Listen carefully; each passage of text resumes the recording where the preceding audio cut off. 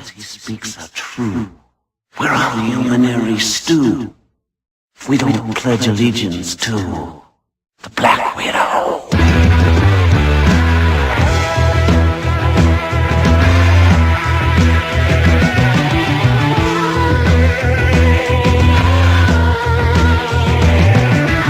horror that he'll bring, the horror of his sting, the unholiest of kings, the Black Widow. Hello, and welcome to episode 4 of The Spider's Parlor. I am the Spider. As always, with me is our old friend Steven. Say hello to the nice people, Steven.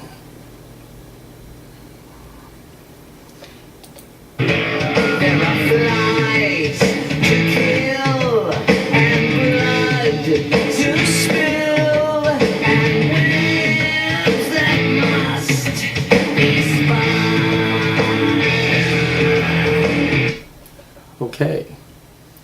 Tonight I'm going to do my first movie reviews, which include Terminator Salvation, Star Trek, and Drag Me to Hell.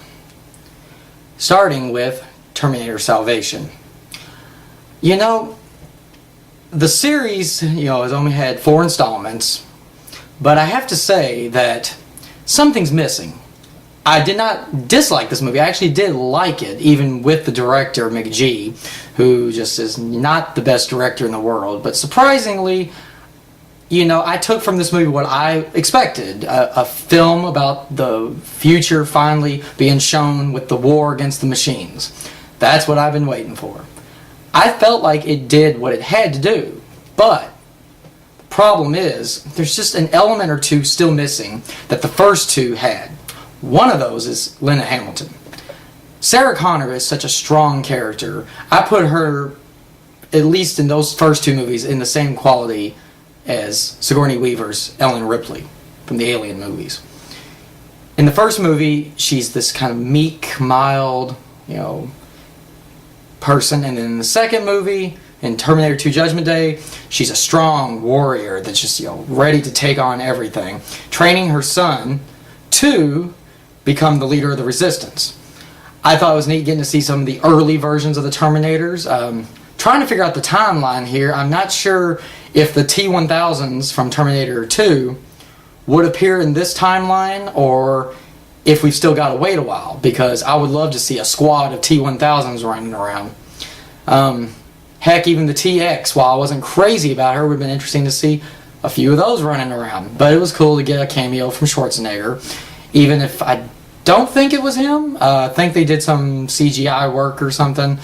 But it was still cool at least to hear Sarah Connor's voice on the various radio equipment and everything. Christian Bale, I liked him as John Connor, I really did. And he signed on for a trilogy, so this is being treated as the first installment of a new trilogy. I guess we'll see where it goes. Sure, it seems to be struggling to make its money back, because I think it was like a $200 million budget. So the future is going to be really determined for this series if it can't make back its money. I'm sure it'll do well on DVD and everything, but only time will tell. Star Trek. I've never been a huge fan of the series. The movies, the TV series, everything. Only a couple of the episodes. My favorite is Wolf in the Fold from the original Star Trek series, which is about Jack the Ripper body hopping. It's an evil demon hopping around. And I like the Tribbles episode. Of course, that seems, and then, of Next Generation, I like some of the stuff with the Borg. The movies, I liked Wrath of Khan and Voyage Home and Generations and First Contact.